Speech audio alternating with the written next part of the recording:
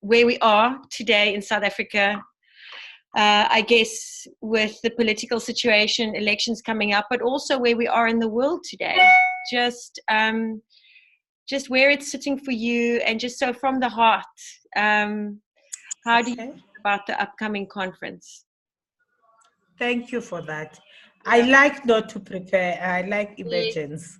Yeah, so, me too. Let's see where it gets us. Yeah. Yes. So if you can just give that a thought, what I was just saying to you.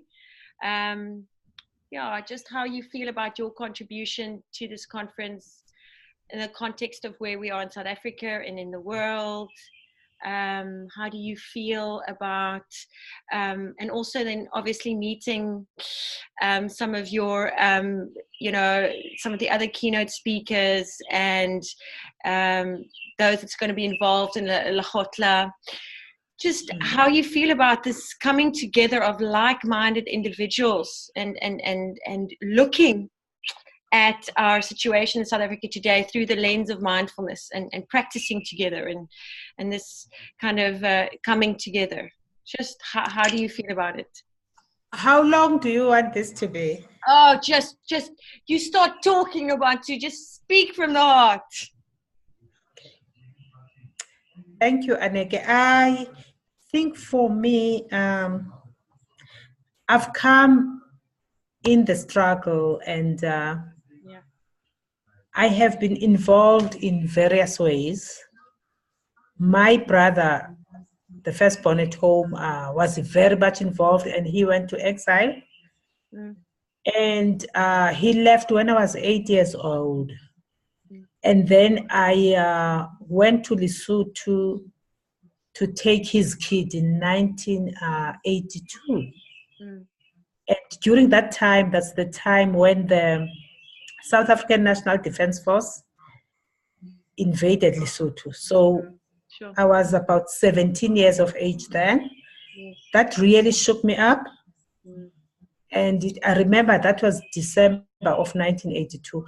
And through that period, at that age, at a teenage age, having been at university at the University of Fort Hare, having met the apartheid government live at that age, where they would send the army to the institutions of higher learning to curb whatever they thought was violence, and yet they were the ones who were bringing violence. So for me, I found myself during that period really suppressing that experience. Okay. And I was surprised in 2012 when I was working with someone who's a mystic, and we were going through Tonglen meditation, which is a form of using fearless kind of compassion towards the people who have hurt you. For the first time after 20 years, that experience came alive for me. I smelled the decomposing bodies of the ANC cadres who were killed. I could actually hear the sound of the helicopters, South African National Defence Force helicopters. And I literally went back to being a 17-year-old. And from that, the shock and everything. But through mindfulness, what I found was that I went through death. And it was amazing when I woke up the following day after the meditation at 4 a.m., walking around the mountains of Underberg. For the first time, because when I went through the road, I just saw lifelessness. But through that experience, I started to notice the wild berries in bloom and the wildflowers in bloom. So for me, mindfulness could not have come this conference at this time, especially with the wounding that's happening in the world. with the othering, the us and them. And with what is happening in our country, we have so much happening. We are at the cusp of elections right now, and we've been somehow free, in quotes, in the past 25 years. And yet there is so much strife. There is strife in the environment. I just came back from the US last week. And from that, the cold that we experienced in the US was just out of this world. The global warming we're experiencing in South Africa right now, the heat wave and everything, it shows that there is some dis-ease happening at the political level. You look at the economical level. In South Africa, now we're having the students registering. We've gone through the very, very difficult period of fees must fall. And if we're looking at how we are dealing with that, we are pointing fingers. There is a polarized kind of response to situations that arise. You go to the US, it's the Make America Great Again against those who want transformation. You come to South Africa, you look at the different parties that are saying they want to change in South Africa, how disparate they are. So I'm looking at this conference as something that should look at how do we recognize the polarity that's happening. Because I think it's when we deny that we polarize and we see ourselves as, this big happy family. I mean, we went through our political arena in South Africa and we looked at ourselves as this kind of rainbow nation. That was a fallacy. We can never be a rainbow nation, having gone through the strife we've went through, unless we recognize the wounding that happened. And through recognizing the wounding and the role I played, and most of the time you find others, in fact, all of us want to be victims. And as soon as we looked at us as victims of a certain era, then we tend to sort of deprive ourselves of looking at us as even being perpetrators. So I'm looking at this conference as a conference that is going to actually start to help all of us to make us whole. And by being whole, it's recognizing both the victim and the perpetrator in all of us. But as long as we are polarized and see us and them, I have been the one who has been done in, and they have done this to me. And yet, if you look at all what is happening in the world, we are all victims. And for us to be victors, we need to go together, own both our being wounded and having wounded others. So this, for me also, the excitement, I think that's more the excitement. It's about having a multi-focus to this conference.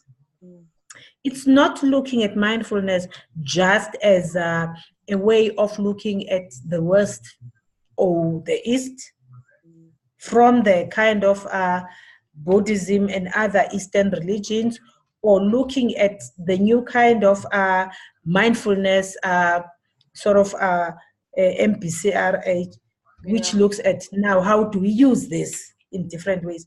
But it's also looking at the indigenous knowledge. Of course. How do we bring the goddess in this? How do we bring the feminine and the masculine together? Because I think this is what is required at the moment, not to sort of divide, but how and separate. But how do we bring all of this together and say we are all in this? And how do we keep this together? So I'm excited being part of this, and I'm looking at a way of bringing the Ubuntu kind of approach to things and going back to basics. Going back to how we have been in the past. What is it that brought us together? What is it besides us being colonized that took us from one era to another? How can we use that indigenous knowledge coupled with what we have learned and the research, and then use that to heal the world? And mindfulness is that tool to help us through. Beautiful. Beautiful. I'm touched. And what stood out there so much for me is this kind of taking ownership, taking accountability, taking responsibility, each one of us taking responsibility for where we at, and starting where we at, and in the present moment, and regarding the past, yes, but starting where we at now in the present, to find a way together forward collectively, to learn from one another, and to integrate that and to celebrate our differences, because we are, Exactly. different upbringings and different experience, but to celebrate that instead of being fearful of it and grow from that. And I think for me it's to think of Martin Luther King's quotation. I mean, it was his birthday recently, and his quotation when he talks about slavery in America, when he says, we all came in different ships, but we are all in this big ship together. That's it. So what can we do collectively with our collective consciousness to make a difference and wound and heal the wounding that has happened in this world?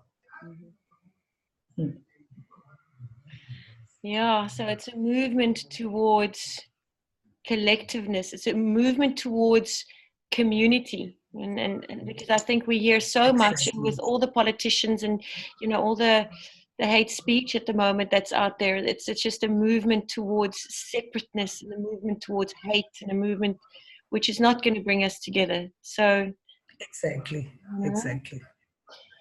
So we need to move towards that and acknowledge the hurt, acknowledge the wounding, acknowledge the very painful past. And then from there, look at us from the spirit of saying, I am because we are. How then do we bring all of us together, our wisdoms from different stratas of our society, to actually move forward? Yeah, Ubuntu. Yeah, I'm really, really excited to see how it's all going to unfold. And I want to thank you so much, Nobantu, for your time. It was so lovely to hear you just speak from your heart. And I just wanted to say to you too how it touched me, and how you're a courageous, brave woman. So thank you for taking all of your trauma and hurt and transforming it and helping and serving the world. It's very Thank you, Anneke. Thank you so much. But I'm looking forward to catching up and continuing our conversation at the conference. Okay. So am I. Yeah.